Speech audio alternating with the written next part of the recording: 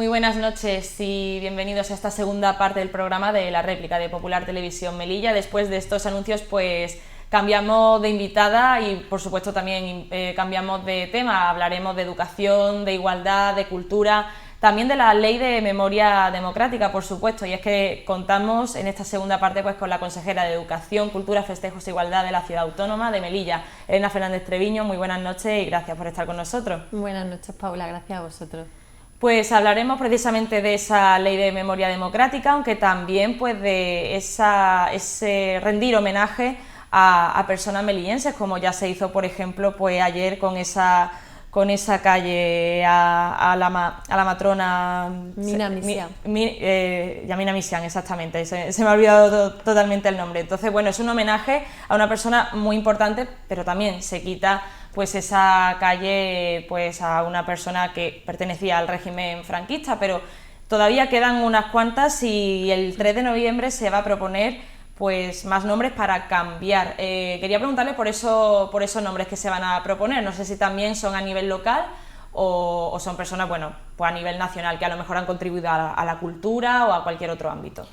Bueno, pues tenemos varias propuestas, efectivamente, Paula, para el próximo 3 de noviembre, que tendremos la Comisión de Cultura, seguir cambiando este callejero. Es una prescripción legal, ya lo era con la Ley de Memoria Histórica y ahora lo es con la Ley de Memoria Democrática. Estamos obligados a cambiar ese callejero, que ya corresponde a otra época pasada, ¿no? Y que nadie quiere volver a repetir, y por tanto Melilla tiene que despejar absolutamente o despejarse de esos símbolos y de ese callejero y cualquier otro monumento también que tenga o que recuerde a aquella época, ¿no? A los años de la guerra civil o de la dictadura. Entonces, bueno, pues hemos cambiado ya, yo creo que más de una docena de calles en el tiempo que llevamos en el gobierno, y tenemos ya, bueno, pues un final de legislatura, de esta legislatura, que nos quedan meses, donde la idea es terminar con ese callejero y cambiar esa nomenclatura y hacer que el callejero de melillense sea significativo para nosotros, ¿no? Ayer tuvimos ese reconocimiento a Yamina Misián, a una matrona que ha estado 40 años al servicio de los melillenses y que yo creo que era de justicia reconocerles toda su labor, una mujer que ha abierto camino a otras mujeres en una época donde no era fácil estar luchando, trabajar y sacar la familia adelante. Es esa mujer Amasí tan maravillosa, que ha hecho una labor tan importante y que ayer la propia ciudadanía se lo reconocía, porque teníamos un seguimiento enorme de personas que vinieron a acompañarnos, ¿no? A propuesta de la compañera Yonaida, y obviamente se apoyó de forma unánime por toda la Comisión de Cultura. Y yo creo que cuando el callejero se hace más nuestro y se hace de esta manera, se actualiza y se hace significativo para cada uno y cada una de los que pasemos las calles de Melilla, yo creo que es cuando realmente tiene sentido, ¿no? Hacer las cosas, y desde luego cumplimos ese doble objetivo: reconocer a personajes insignes y también cumplir esa Ley de Memoria Democrática. Estamos haciéndolo y vamos a continuar haciéndolo, y como bien has dicho, hay una propuesta para 4 calles, una la propone el Partido Popular y es a Miguel Ángel Blanco. Luego tenemos 2 propuestas de Mustafa Arruf, que nos propuso a Garbiñe Navarro también para como nombres de calle. Y bueno, y al final pues tenemos también una propuesta que esta parte de la propia consejería y también del Partido Socialista, que es reconocer al padre Jaén, que como sabes fue uno de los detenidos y asesinados, ¿no? Con el comienzo del estallido de la guerra, ¿no?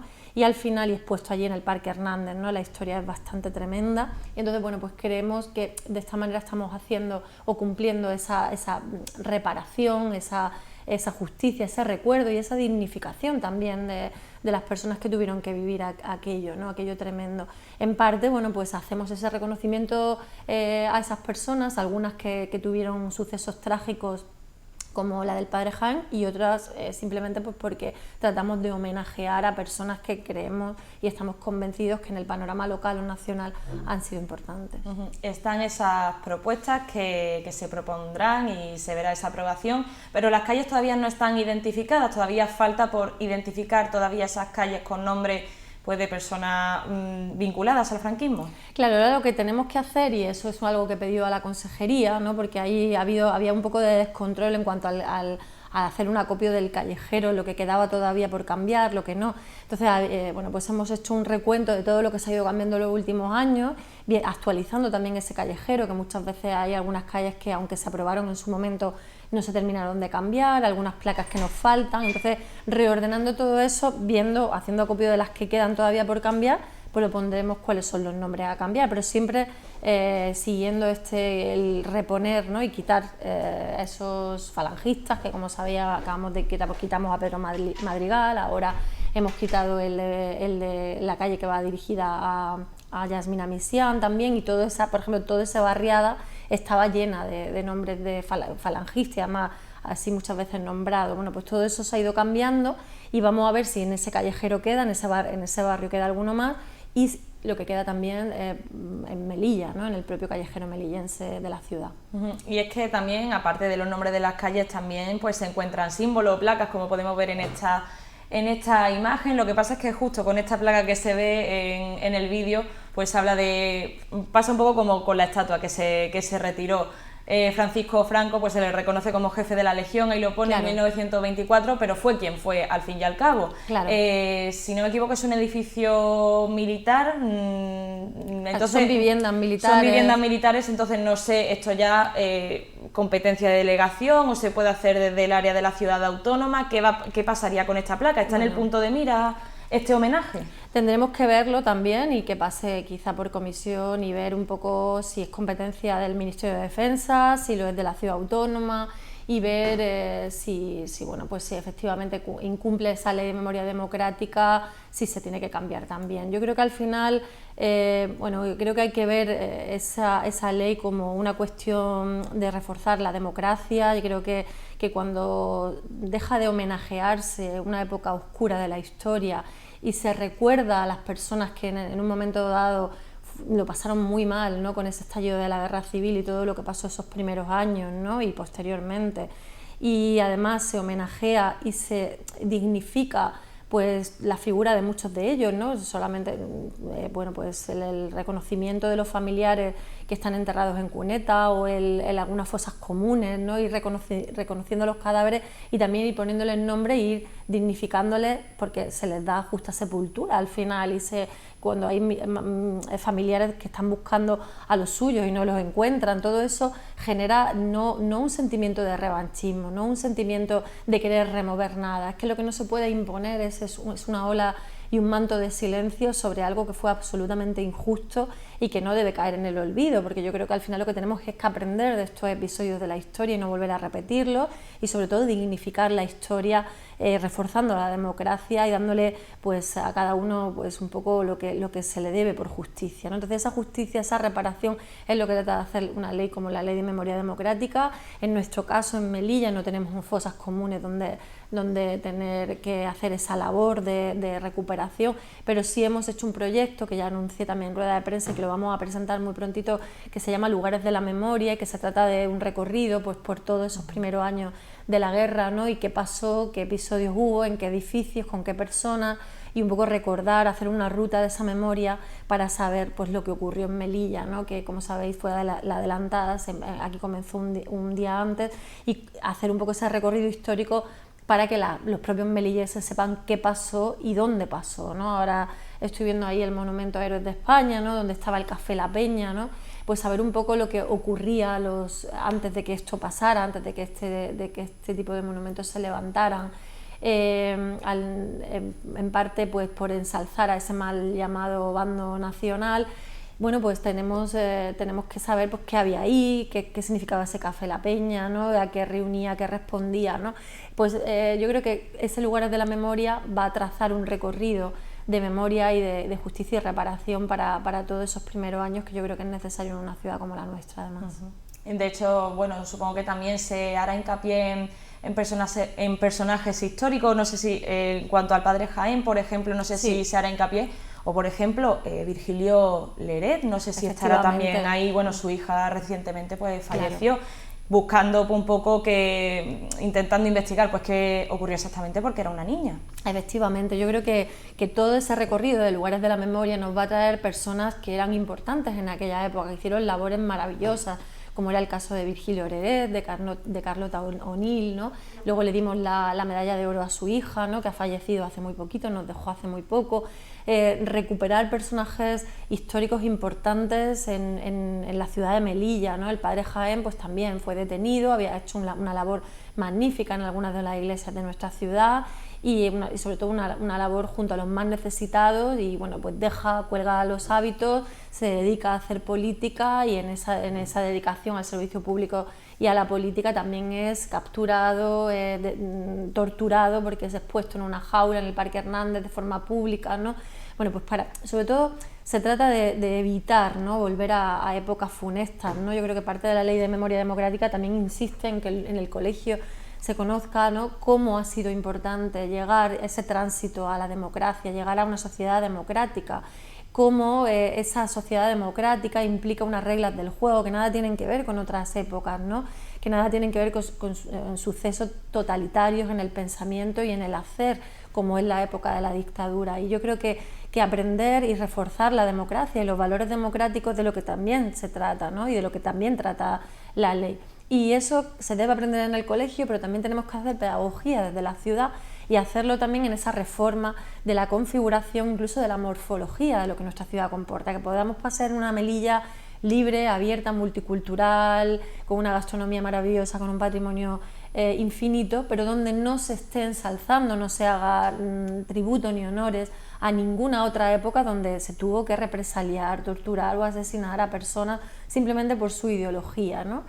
Y esto lo digo, de verdad que soy, aquí que alguien que me está escuchando podría decir, claro, porque ¿no? Eres del bando de la izquierda, eres del PSOE, ¿no? Y entonces, pues claro, porque siempre cuando nos miran desde el otro dicen, bueno, ¿y qué pasó en el otro lado? Bueno, yo creo que aquí no se puede tener equidistancia, yo creo que está claro lo que significa una guerra civil, está claro lo que significa una dictadura de 40 años, y yo creo que además en Melilla fue especialmente significativo lo que aquí pasó.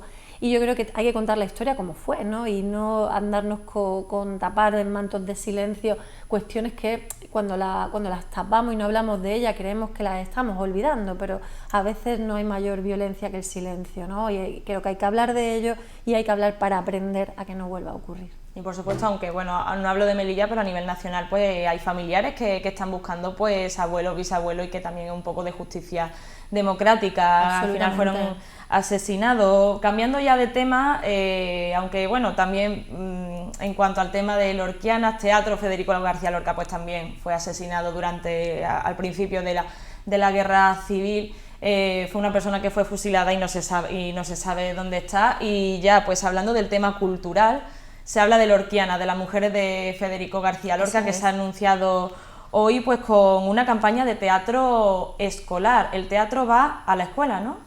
Exactamente, lo que tratamos es de acercar las artes escénicas a la escuela, Paula. Entonces lo hace La Vidriera, lo hace bajo la dirección de Alejandra Nogales y con actrices de la talla de May Melero, de Lola Padial, a la voz de Antonio de la Pura, ¿no? Que al final es pues, gente que lleva muchos años trabajando y cuidando el teatro en nuestra ciudad, compañías locales maravillosas que además han salido también de lo local porque han estado en gira en otras ciudades o en otras provincias como Cádiz, ¿no?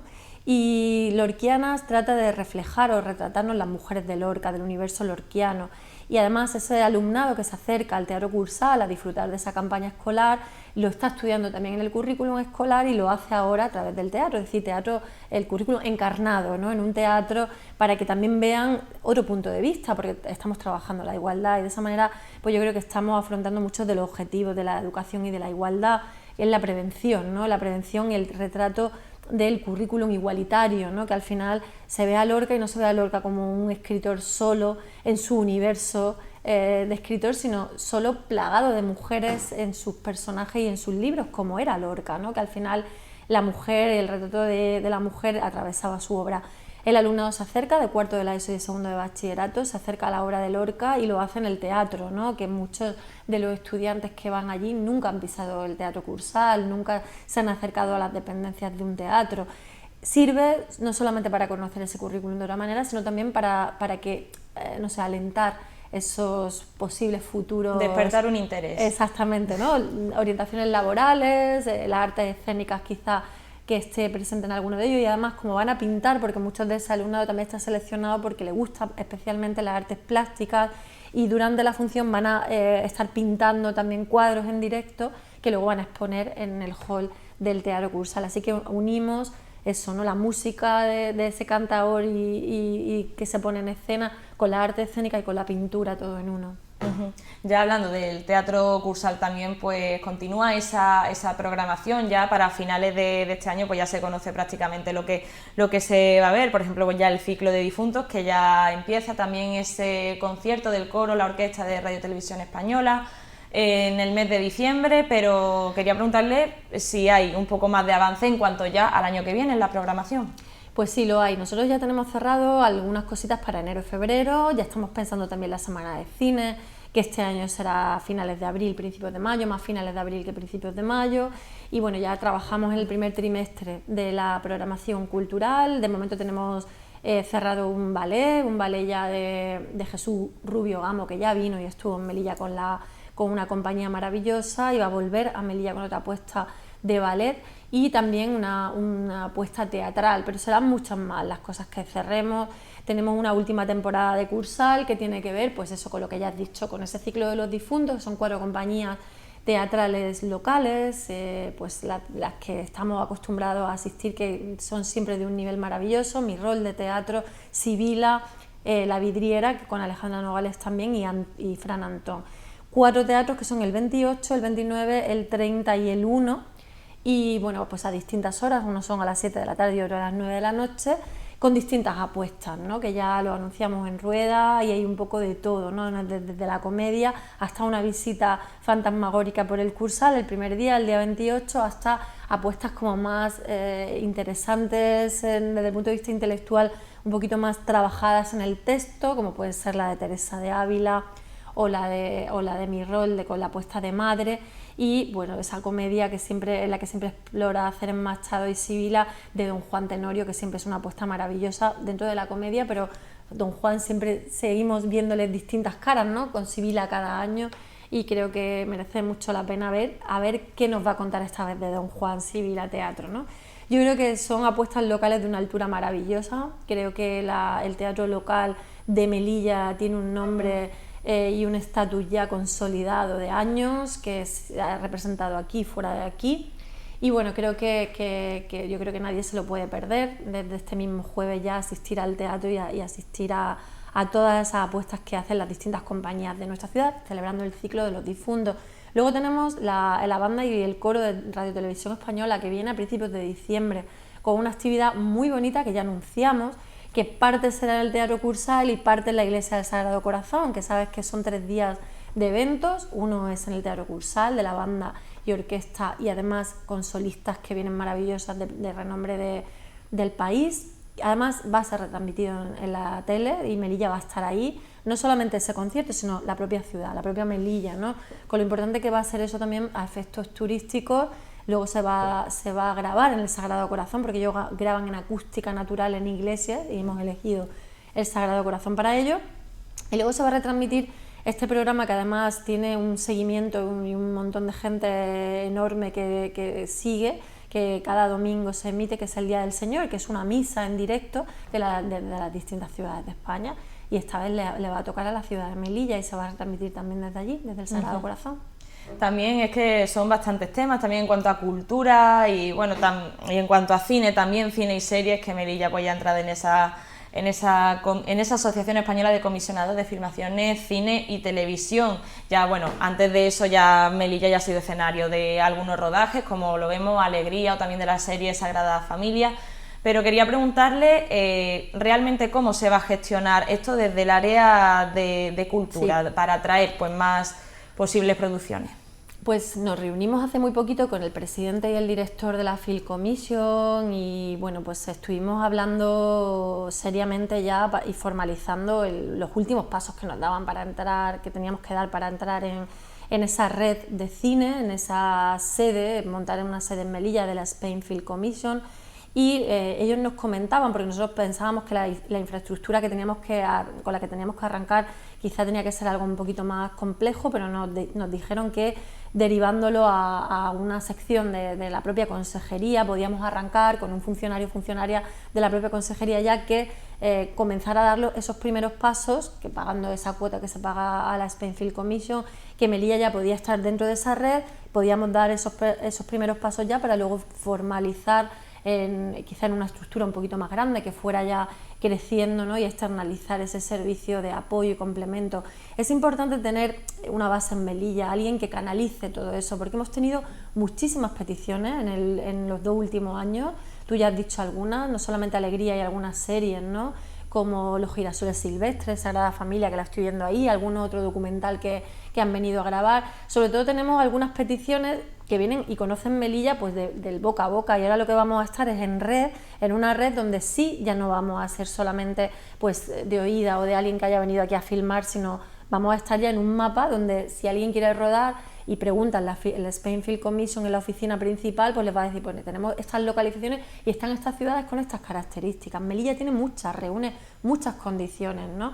La condición del clima, que es más barato que rodar, por ejemplo, en Barcelona, ¿no? Con un modernismo que se puede equiparar también o comparable, zonas distintas, multiculturales, por si quieren emular, pues estar en otra ciudad del país vecino. Melilla perfectamente podría imitar cualquiera de esas otras ciudades o cualquiera de esas medinas, y bueno, un mar maravilloso, una gastronomía, una multiculturalidad que se ofrece a cualquiera que quiera rodar cine. Cualquiera que llega aquí se queda entusiasmado con la ciudad, y creo que estar en ese mapa nos va a traer también mucho público y mucha atención de productoras, que es de lo que se trata, de abrirnos puertas, Paula, de ir creciendo. Ya en la última parte de esta entrevista ya pasamos al área de igualdad. Por ejemplo, pues hoy se ha presentado ese plan director, que dentro del área de igualdad pues se participa, ¿no? Y se hablará sobre violencia de género pues a alumnos de primaria y de secundaria. Quería ya preguntarle, como no tenemos mucho tiempo, de forma genérica también qué hay preparado pues para el 25N, que queda un mes, Día Internacional contra la Violencia de Género, en este sentido, desde el área de igualdad, aparte de que colabora en estas charlas tan importantes en los colegios e institutos. Sí, estamos ya trabajando en torno al 25N ya desde hace bastantes semanas, y bueno, pues preparando ese programa que suele ocupar un mes, no nos ceñimos solamente a la efeméride del 25. Es verdad que nuestro trabajo siempre desde la consejería es constante, lo hacemos en la educación, lo hacemos en la formación continua, lo hacemos en colaboración con la unidad de violencia de género, y para nosotros tiene una prevalencia fundamental, y además lo trabajamos de forma transversal desde el área de cultura o desde otras áreas. Nunca perdemos de vista el trabajo por la igualdad. En este caso, en torno al 25N este año hemos nucleado en torno a un tema muy importante. Nosotros estamos en plena creación de una oficina de asistencia a víctimas de agresiones sexuales 24 horas de 7, y en torno a ese tema de las violencias sexuales, que como sabéis además ahora mismo es importante y está en agenda porque hay una ley que se acaba de aprobar en el Ministerio de Igualdad, que es la ley de violencias sexuales, y nos parece importantísimo trabajar el tema de la violencia sexual. Como además estamos en vías de creación de ese recurso, creemos que la violencia sexual es una de las violencias más silenciosas, y este año queremos nuclearnos en torno a ese tema, y nuestro lema de este año, que te lo voy a adelantar a ti, Paula, será nuestros cuerpos, nuestras vidas, ¿no? Y tiene mucho que ver con el tema de la violencia sexual. El manifiesto también irá en esa línea, en el trabajo de este mapa de violencias machistas, que ya no se queda en el núcleo de la pareja o expareja. Si nosotros vemos ese mapa, vemos que hay muchas más violencias de las que se tiene que hablar y que se tienen que poner encima de la mesa, porque no son hechos aislados, no son cosas que ocurran dentro de la pareja, sino que la violencia estructural machista se da en muchos ámbitos, en muchos lugares y en muchos temas, ¿no? Y uno de ellos es la violencia sobre nuestros cuerpos y sobre nuestras vidas, ¿no? Y bueno, pues a colación vendrá a tratar el tema de la prostitución, será tratar el tema de la trata, y bueno, pues sobre eso estamos haciendo pues jornadas en colaboración también con la unidad de violencia, algunas con Laura, también desde la consejería. Va a haber teatro, va a haber una apuesta teatral que trata el tema de la prostitución y la trata, va a haber otra apuesta en el Parque Hernández al aire libre, habrá el premio Clara Campoamor, y también vamos a este año a conmemorar 20 años del relato corto Encarna León, que nuclea también en torno a la violencia de género. Tendremos la marcha que hacemos, que este año se va a hacer el día 20, domingo por la mañana también, una marcha por el parque forestal, todos unidos en torno a ese lema de nuestros cuerpos, nuestras vidas, y más actividades que os vamos a ir anunciando, que como te digo van a estar presentes durante todo el mes de noviembre, Paula. Y ya brevemente, dentro de su área, que es muy amplia en cuanto a presupuesto, se está preparando, no sé si me equivoco en este sentido, el plan de conciliación, esos recursos irían dentro de esos presupuestos para el año que viene, ¿no? Sí, nosotros hemos este año abordado un tema que en la ciudad no se había abordado nunca, que es el tema de la conciliación como tal. Y hemos hecho un plan, el plan corresponsable más el plan Concilia, al que hemos destinado en el año 22 y para el año 23 2.700.000 euros. Ya tenemos esos recursos en marcha, son 8 recursos de conciliación, 3 aulas más 5 luego, que están funcionando en horario de mañana y también de tarde, y que hemos llenado con la lista de espera. Es algo muy novedoso porque nunca se había cogido esa lista de espera y se había llamado familia por familia para darle respuesta al tema de la conciliación. Creo que es muy importante que al margen de las escuelas infantiles de 0 a 3 se trabaje la conciliación como un área dentro de esos servicios que tienen que ver con la igualdad y con la educación y con la conciliación, ¿no? Bueno, pues que tenemos muy presentes. Creo que las políticas de conciliación de nuestro país y de nuestra ciudad están a años luz de ser políticas que funcionen al 100%, hay que trabajar mucho en esa línea, trabajar y poner los cuidados de las familias en el centro de la vida pública, y hacer quizá un cambio de paradigma en el modelo económico y laboral, ¿no? Para que al final no tengamos que hacer verdadero esfuerzo y filigranas para conciliar algo tan importante para ellos y para ellas sobre todo, porque aquí hay una brecha de género importante. Al final la renuncia o el trabajo o la sobrecarga siempre recae del lado de las mujeres. Y una respuesta rápida, ¿se prevé un aumento en los presupuestos de su área para el año que viene? Bueno, pues sí, siempre pedimos ese aumento en cosas que nos parecen importantes. Luego vendrá la Consejería de Hacienda a decirnos algo de si podemos subir o no, o hasta dónde podemos subir, pero la idea es, sobre todo en aquellas líneas que ya hemos iniciado que nos parecen de vital importancia, y una de ellas sería la conciliación o el tema educativo, sin duda, pues siempre tendemos a subir porque lo necesitamos aumentar en presupuesto. Tenemos un centro de crisis, por ejemplo, 24 horas de atención a agresiones sexuales, que luego tenemos que dotar de un personal. Entonces hay cosas inexcusables, ¿no? que tenemos que pedir a la Consejería de Hacienda y que esperemos que nos respondan con un sí. Pues ya veremos cómo va este tema, así que no tenemos más tiempo. Consejera, muchísimas gracias por estar aquí con nosotros en La Réplica. Gracias, Paula, gracias como siempre. Y por supuesto también muchísimas gracias por ver el programa de este martes 25 de octubre. Aquí finalizamos, pero les esperamos el jueves con la tertulia, como siempre, así que muchas gracias y pasen una buena noche.